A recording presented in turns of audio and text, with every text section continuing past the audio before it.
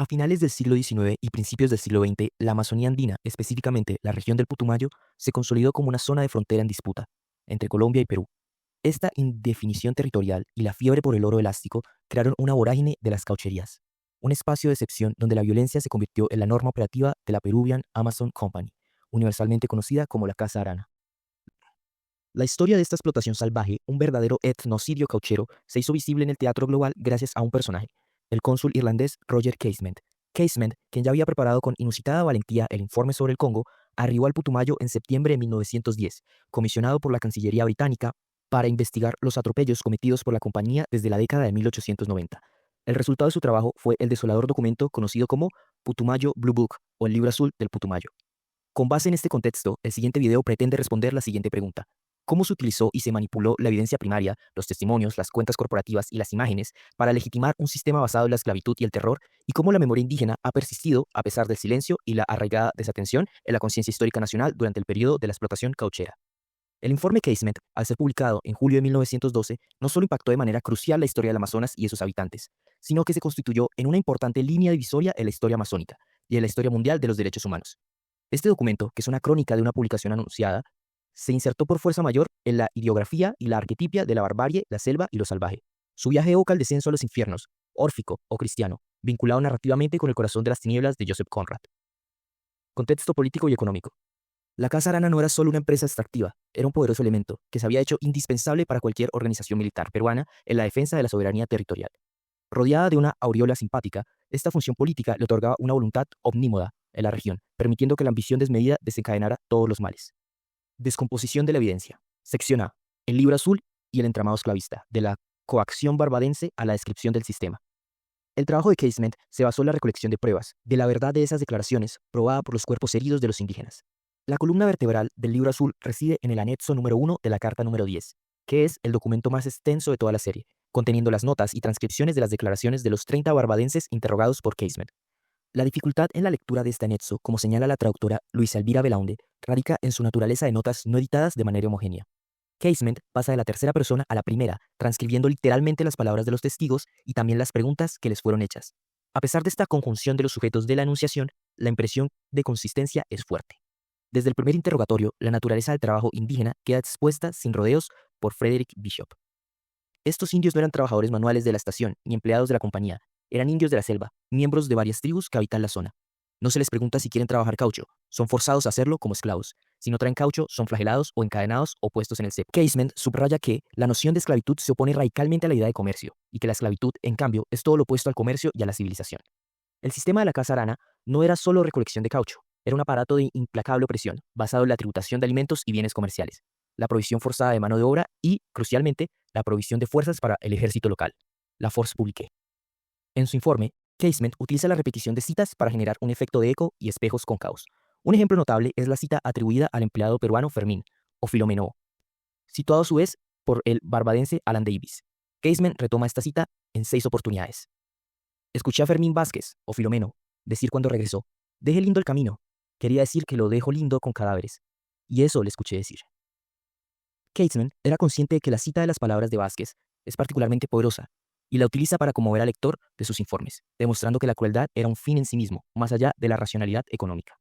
B. Anatomía de la tortura y la negación, el cepo y el látigo como instrumentos de excepción. El Putumayo se constituyó en un espacio de excepción, donde el poder soberano de la Casa Arana ejercía su autoridad con impunidad. La tortura se aplicaba con métodos universales e indiscriminados, siendo la flagelación y el cepo los más comunes. La flagelación era un castigo tan rutinario que el indígena se sometía por reflejo. El indígena es tan humilde que tan pronto como ve que la aguja de la balanza no marca los 10 kilogramos, él mismo estira sus manos y se extiende en el suelo para recibir el castigo.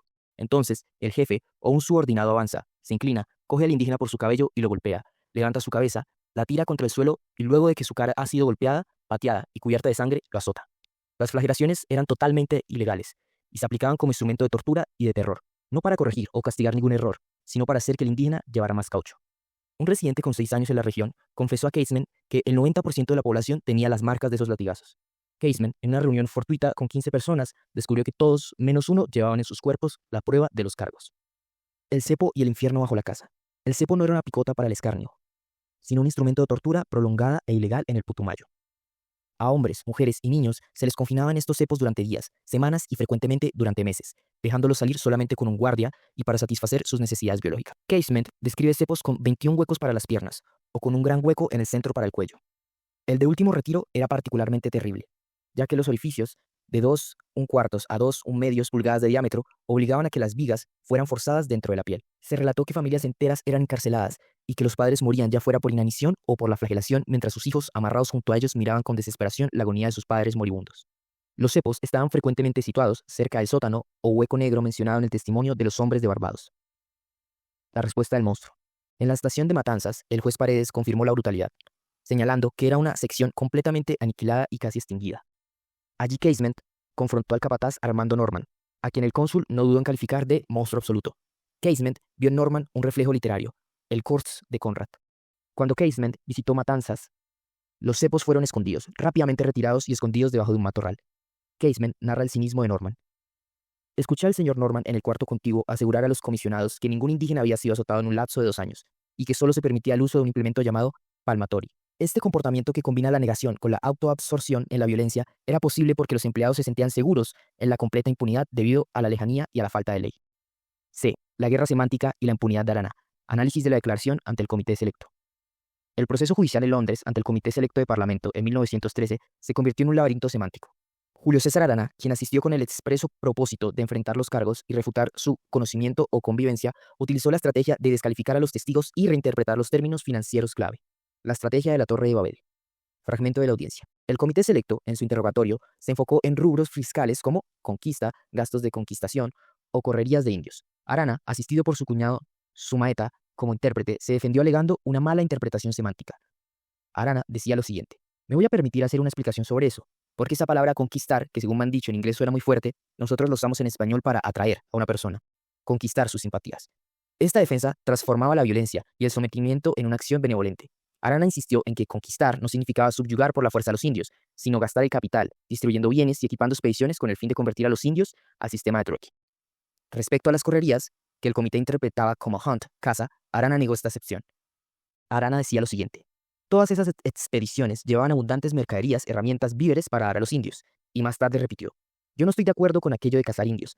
¿Acaso no dan un calificativo muy distinto a la palabra correría, como he explicado? ¿Acaso entienden que es una palabra que significa cazar o esclavizar, siendo simplemente hecho de negociar con los indios, de ir a visitarlos en su tribu y hacerles avances? La confrontación con la lógica financiera. El comité cuestionó cómo, si el sistema era inocuo, los informes fiscales revelaban tal horror. Roberts confrontó a Arana con la idea de que las cuentas mostraban un mal sistema. El presidente enunciaba que, en estas cuentas que tenía, todo el sistema de trabajo es revelado, mientras que Arana contestaba: yo no comprendo cómo una simple cuenta de deudores y acreedores puede revelar un mal sistema. Arana, en su declaración juramentada, calificó a Casement como abogado de Colombia, intentando restar validez a su informe, alegando que él había mandado a hacer investigaciones y que la apariencia era de estar todo muy bien. Sin embargo, Arana reconoció que los hechos pasaban a millas y millas de distancia de los centros. No hay comunicación y los que lo saben tienen interés en ocultarlo. El resultado del comité fue la absolución de los directores británicos por la falta de jurisdicción legal sobre el súbdito peruano de Arana, aunque se señaló su cuota de responsabilidad moral. D. La contranarrativa indígena y la manipulación de la imagen.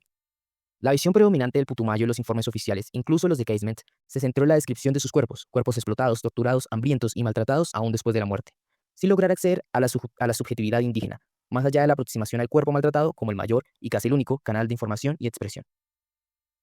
La oposición propagandística. Frente a las denuncias, los defensores de Arana intentaron usar la ciencia y la imagen para imponer una narrativa contraria. El cónsul peruano en Manaos, Carlos Rey de Castro, uno de los asociados más cercanos a Julio César Arana, editó y publicó póstumamente las notas del explorador francés Eugène Rougon. El objetivo de Rey Castro era claro: los estudios del señor Rougon han de tener indudablemente fuerza probatoria en cualquier circunstancia en que sea preciso atestiguar cómo las energías peruanas se han ejercitado en las zonas que nos disputan algunos países vecinos. Esta propaganda incluyó tesis alucinantes.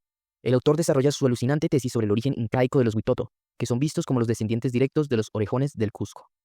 Para consolidar esto, Rey Castro recurrió a la imagen fotográfica, y en particular al montaje fotográfico, para probar el origen peruano. Usó un fotomontaje grotesco comparando a un sargento del ejército peruano natural de Cusco y a un indígena del Putumayo como una prueba del origen peruano de los indios.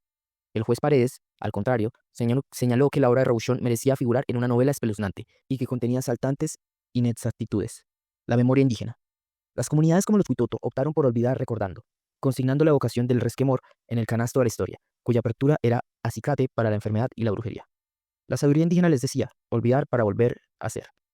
Aquileo Tovar, indígena huitoto y escritor, fue fundamental en la contranarrativa.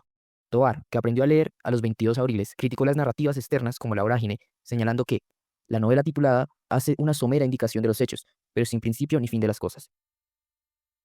El riguroso análisis de las fuentes primarias confirma que la explotación cauchera en el Putumayo fue un genocidio estructural, sostenido por la negligencia corporativa y un vacío legal que permitía que la selva fuera una cárcel.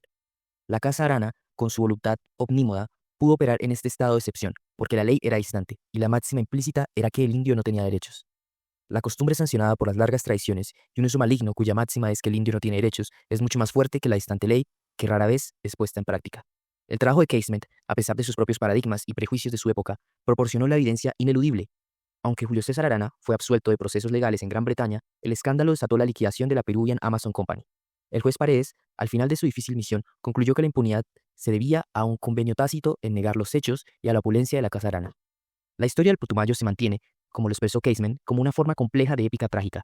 El propio Casement, al igual que los héroes de Julio Verne con quienes se le comparó, fue un buscador de la verdad, que pagó el precio de la expulsión del Edén. Su vida y su caída, alimentadas por la complejidad de su personalidad y el enigma de sus diarios, se convirtieron en un tema que a lo largo del tiempo va experimentando cambios casi nunca sin transformarse completamente.